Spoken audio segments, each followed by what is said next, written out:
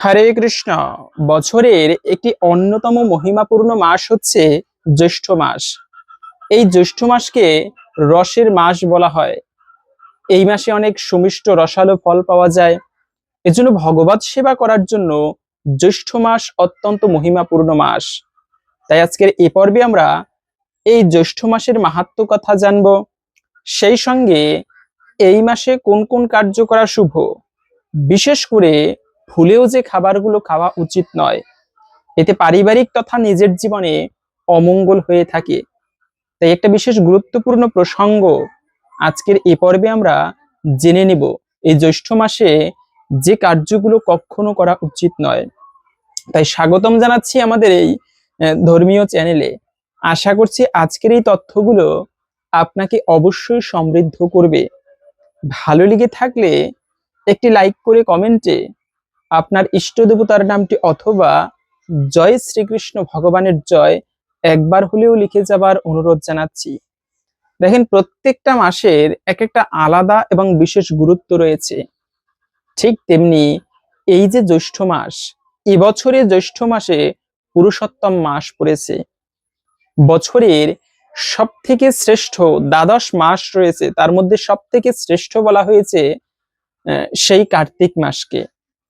কার্তিক মাসে একটুকু ধর্ম কাজ করলে কোটি গুণ বেশি পুণ্য ফল লাভ করা যায়। কিন্তু এই কার্তিক মাস যত না শ্রেষ্ঠ, তার থেকেও 16 গুণ বেশি মাহাত্ম্যপূর্ণ হচ্ছে এই বৈশাখ মাস। বৈশাখ মাস নয়, পুরুষোত্তম মাস। কারণ এই পুরুষোত্তম মাস দ্বাদশ মাসের মধ্যে নয়, এটি হচ্ছে অধিক মাস। অনেকে আবার মল মাস বলে অবজ্ঞা করে থাকে। এজন্য ভগবান নিজে ঘোষণা করেছেন প্রত্যেকটা মাসের এক একটা অধিষ্ঠাত্র দেবতা থাকে।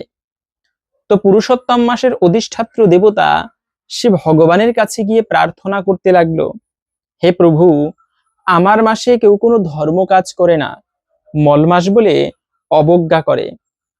এমনকি দেবতারা পর্যন্ত এই পুরুষোত্তম মাসকে এই মল মাসকে অবজ্ঞা করে ধর্মকর্ম বর্জিত হয়।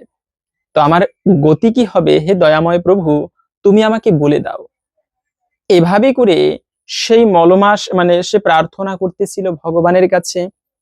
ভগবান বিষ্ণু তখন প্রসন্ন হয়ে সেই মলমাসকে বলল, তুমি চিন্তা করো না, আজকে থেকে তুমি হবে সমস্ত মাসের থেকেও শ্রেষ্ঠ, এবং আমি হচ্ছি সমস্ত পুরুষের মধ্যে উত্তম, তাই আমার নাম পুরুষোত্তম, এবং তোমার মাসটিও আমার নাম অনুসারে বা আমার মাসের নাম অনুসারে হবে পুরুষোত্তম মাস। এই মাসে যে যা ধর্ম কাজ করবে তা কোটি গুণ বেশি পুণ্য ফল প্রদান করবে। এজন্য পুরুষোত্তম মাসে ধর্ম কাজ করা এটি অত্যন্ত মঙ্গলময় বা মাহাত্ম্যপূর্ণ। তো তাই এই পুরুষোত্তম মাসটি আপনারা বিশেষ ভক্তি শ্রদ্ধা ভরে পালন করবেন। ভগবান শ্রী বিষ্ণুর পুজো আদি করবেন। এবং ভগবান বিষ্ণু এও বললেন যে অন্যান্য মাসে ধর্ম কাজ করলে তাতে যে সৌভাগ্য প্রাপ্ত হওয়া যায়, কিন্তু পুরুষোত্তম মাসে ধর্ম কাজ করলে তার থেকে কোটি গুণ বেশি পুণ্য ফল লাভ হয়ে থাকে। এজন্য আপনারা ভক্তি ভরে এই পুরুষোত্তম মাসটি একটু বিশেষভাবে পালন করবেন। কেননা পুরুষোত্তম মাসের মতো এত শ্রেষ্ঠ কোনো মাস নেই এই জগতে।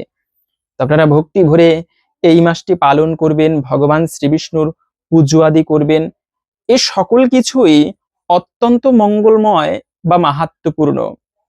বিশেষ করে এই পুরুষোত্তম মাসে যদি কোনো ব্যক্তি ভগবানের উদ্দেশ্যে প্রদীপ নিবেদন করতে পারে, তবে এটি আরো বেশি মাহাত্ম্যপূর্ণ। ভগবানকে প্রদীপ নিবেদন করা, ভগবানের যত প্রকার সেবা আছে তার মধ্যে সব থেকে শ্রেষ্ঠ সেবা হচ্ছে ভগবানকে যদি কেউ ভক্তি ভরে প্রদীপ নিবেদন করে। এবং এই পুরুষোত্তম মাসে সেই প্রদীপ, যেমন কার্তিক মাসের সব থেকে শ্রেষ্ঠ কাজ ভগবানকে প্রদীপ নিবেদন করা, ঠিক তেমনি এই পুরুষোত্তম মাসেরও শ্রেষ্ঠ কাজ হচ্ছে ভগবানের উদ্দেশ্যে প্রদীপ নিবেদন করা। একটি প্রদীপও যদি কেউ পুরুষোত্তম মাসে নিবেদন করে ভগবানকে, তবে কোটি প্রদীপ নিবেদনের সমান সৌভাগ্য সে প্রাপ্ত হয়। এজন্য আপনারা অবশ্যই পুরুষোত্তম মাসে সেই প্রদীপ নিবেদন করতে পারেন। পাশাপাশি হচ্ছে এই মাসে ভগবান বিষ্ণুর পুজো করা সব থেকে মঙ্গলময়। অনেকে ব্রত করবে এই মাসে, যেমন সেই উম, মানে এক সিদ্ধ গ্রহণ করবে আতপ চালের অন্ন, সিদ্ধ করে ভগবানকে ভোগ নিবেদন করে সেই প্রসাদ সে গ্রহণ করবে। এবং এই জ্যৈষ্ঠ মাসে জগন্নাথ ভগবানকে বিশেষ রসালো ফলের ভোগ দিয়ে থাকে। ভগবান শুধুমাত্র ভগবানকে যদি কেউ ভোগ নিবেদন করে, বিশেষ করে জগন্নাথকে, এর মাধ্যমেও সে বিশেষ কৃপা প্রাপ্ত হতে পারে। আর একটা খুবই গুরুত্বপূর্ণ বিষয়, এটি হচ্ছে গ্রীষ্মকালের একটি মাস এবং দান করা এই মাসে অত্যন্ত শুভ, বিশেষ করে জল দান করা। শাস্ত্রে বলা হয়েছে যদি কেউ গ্রীষ্মকালে শীতল জল দান করে তবে এর ফলে সে অনন্ত কোটিকাল বৈকুণ্ঠে বাস হয়ে থাকে। এজন্য জল দান করা, পানীয় জল অত্যন্ত শুভ এই মানে জ্যৈষ্ঠ মাস এবং বৈশাখ মাসে। এরকম একটা কাহিনীও পাওয়া যায়, একবার একটা শুভ দিনে একটা ব্রাহ্মণের স্ত্রী জল দান করেছিল। এই পুণ্য বলে সেই ব্রাহ্মণ তার স্ত্রী দান করেছে, কিন্তু সেই পুণ্য বলে ব্রাহ্মণেরও বৈকুণ্ঠবাস হয়েছিল। কিন্তু তাই আপনারা দান করতে পারেন। সেই সঙ্গে এই মাসে ভুলেও যে খাবারগুলো খেতে নেই, তার মধ্যে প্রথমত হচ্ছে আপনারা এই মাসটি অন্ততপক্ষে ভগবানের প্রসাদ গ্রহণ করুন। কেন, জীবনে যদি দুর্ভাগ্য থাকে সেক্ষেত্রে ভগবানের প্রসাদ গ্রহণ করলে দুর্ভাগ্য নাশ হয়ে থাকে, ভোগ দর্শনে দুর্ভাগ্য দূরীভূত হয়। তো আপনারা এই মাসে সেই ভগবানের ভোগ দর্শন করতে পারেন, প্রসাদ গ্রহণ করতে পারেন। এগুলো অত্যন্ত মঙ্গলময় এবং শুভ কার্য, ভগবানের ভোগ দর্শন করা, প্রসাদ গ্রহণ করা। কিন্তু যদি সেভাবে নাও পারেন, অন্তত পক্ষে এই একটি মাস নিরামিষ খাবার গ্রহণ করতে হয়। ভক্তরা এই মাসটি বিশেষ করে পালন করবে, হবিষান্ন গ্রহণ করবে, তো আপনি অন্তত পক্ষে নিরামিষ খাবার এই মাসে গ্রহণ করবেন। মাছ, মাংস, রাজসিক জাতীয় খাবার গ্রহণ করা উচিত নয়। কেননা 3 বছর পরে পরে এই একটি পুরুষোত্তম মাস আসে।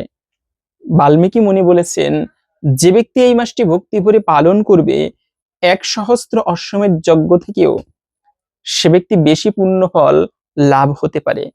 তো তাই আপনারা বিশেষভাবে এই মাসটি একটু ভক্তি ভরে পালন করবেন, এতে সৌভাগ্য লাভ করা যায় এবং সমৃদ্ধি আসে জীবনে। তো সেই সঙ্গে আরেকটি খুবই গুরুত্বপূর্ণ বিষয়, এই মাসে শুধু আমিষ নয়, নেশা জাতীয় দ্রব্যকেও বর্জন করা উচিত। কলিযুগে কলি 4টা জায়গায় অবস্থান করে, যার মধ্যে একটি হচ্ছে নেশা জাতীয় দ্রব্য। মানে নেশা জাতীয় দ্রব্য নয়, মানে যে ব্যক্তি নেশা করে সেখানেও কিন্তু কলি অবস্থান করে থাকে। তো তাই এই মাসে নেশাটাকেও প্রত্যেকের বর্জন করা উচিত। সেই সঙ্গে পোড়া বাসি জাতীয় খাবার, রাজসিক খাবার, মাছ, মাংস, পেঁয়াজ, রসুন এগুলোকে বর্জন করে আপনি ভগবানের প্রসাদ গ্রহণ করে এই মাসটি বিশেষ ভক্তি ভরে পালন করতে পারেন। ভালো লেগে থাকলে একটি লাইক করে কমেন্টে আপনার ইষ্ট দেবতার নামটি অথবা জয় শ্রীবিষ্ণু ভগবানের জয় একবার হলেও লিখে যাবার অনুরোধ জানাচ্ছি।